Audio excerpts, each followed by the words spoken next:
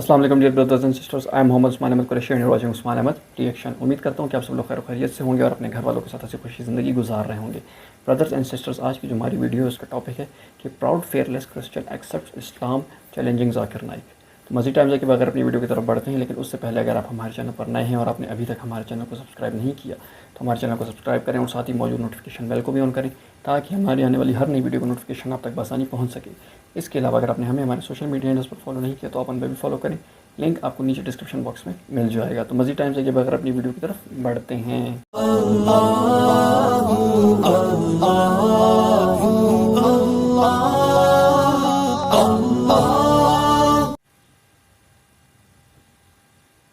Next question over here. Hi, yes. My name is Patrick. I'm a student at Centennial College. My question is, in Islam it says, Jesus Christ, peace be upon him, is not the Son of God. When we are all children of Allah and born of mother and father, for he is only born of a mother, why is he not the Son of God? Brother Patrick asked a very good question, a very important question. He said that why in Islam is Jesus Christ, peace be upon him, not considered as Son of God? When we all are children of God, he being born of a virgin woman, all the more reason should be. See, brother, if you tell we are children of God, in that way I've got no problem at all. If you read the biblical language, if you say that we are children of God and Jesus is Son of God, in that context, meaning he is person who follows the commandment of God, most verily, all the messengers of God, they are sons of God. But the problem is, if someone says he is not a normal son, but he is the begotten son, then there's a problem. Because if you read the Bible have got sons, the God has got sons by the tons. If you read the Bible, Adam is son of God, Ephraim is son of God, Israel is son of God. It's mentioned in the book of Romans, chapter number 8, all those who are led by the Spirit of God, they are sons of God. That means if you follow the commandment of God, you're a son of God. I've got no problem with that phrase at all. But today, that phrase has been misunderstood. You know, for example, if a young son asks me a question, I said, Beta, son, it's a very good question. He won't mind because I'm elderly, you know. But if I say that begotten son, that means I'm insinuating him. You know, maybe he'll punch me. Fine. So what do you realize? That using the phrase son of God, in the context that we are children of God, we have no problem.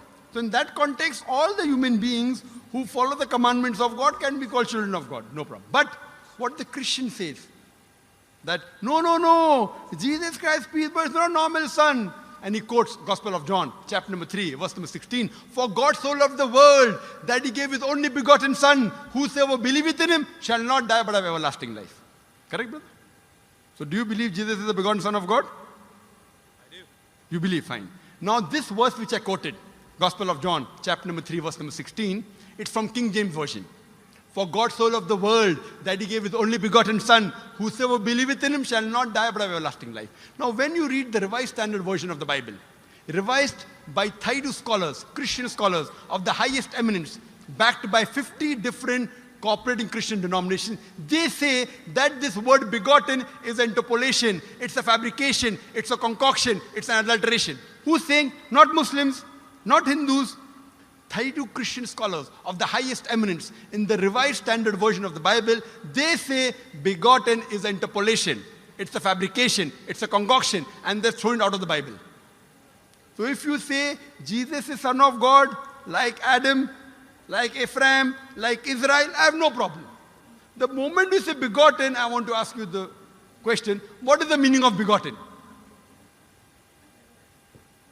Brother, what is the meaning of begotten? You know, begetting is an animal act. It's the function of lower animals of sex. And when you say that he was born to Mother Mary, virgin, what are you insinuating? And if you say, because Jesus Christ, peace be upon him, is God or Son of God, because he was born to Mother Mary, Quran gives the reply in Surah Imran, chapter number 3, verse number 59. Inna masala Isa inda Allahi ka masala Adam. Khalaqa min turab, summa qala lahu kun fayakun. that when they say the similitude of Jesus in front of Allah is the same as Adam. They were born from dust and said, be and it was. If you say that Jesus Christ is God because he had no father and only mother, then Adam, peace be upon him, is a greater God. He had no mother and no father according to the Bible. MashaAllah, you're clapping.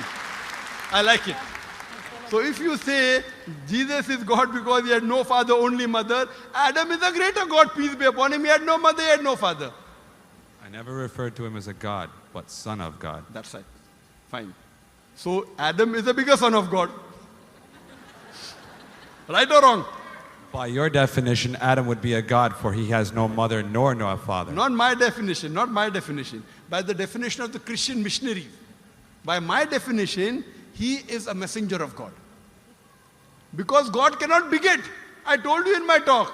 Lam yalid wa lam yulad. He begets not, nor is he begotten. The moment God begets, he is not God.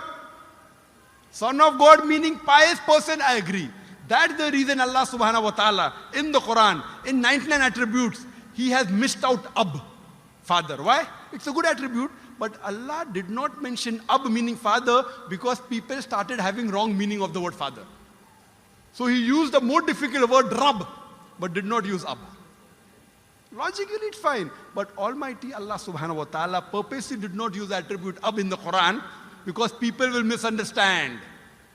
That's the reason English-wise, saying Jesus is the son of God, meaning messenger of God, I'm with you. But the moment you say begotten son, I have objection. So you say Jesus is a messenger of God, I say peace be upon him after his name. So I respect Jesus Christ, peace be upon him, more than you, Brother Patrick. Because when I take his name, I have to say peace be upon him. If I do not say that, I'm wrong. So I love Jesus Christ, peace be upon him, more than you. I follow his teaching more than you. And if you want, I can prove it to you. That's a different argument, not for tonight.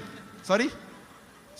That's a different argument and not for tonight. Okay, fine. I'll give you a few things. Jesus Christ, peace be upon him. Fine? If you read the Bible, he was circumcised on the 8th day. Fine? Majority of all the Muslims are circumcised, the Christians aren't.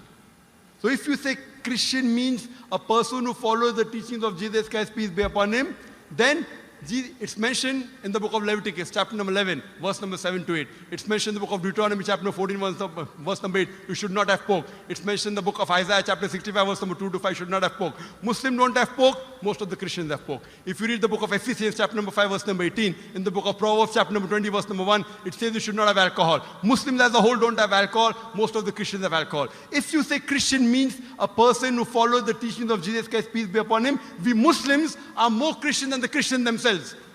We love him. We respect him.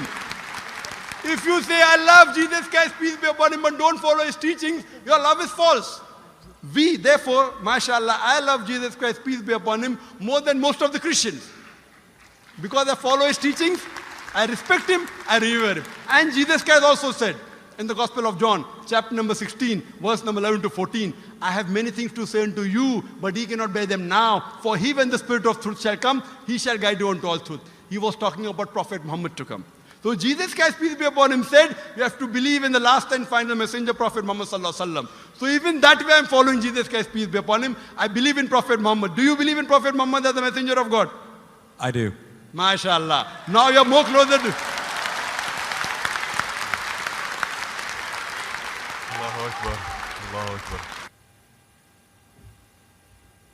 Subhanahu wa ta'ala. Now he wants to say the Shahada, and then we will move forward and say Ashhadu an la ilaha illallah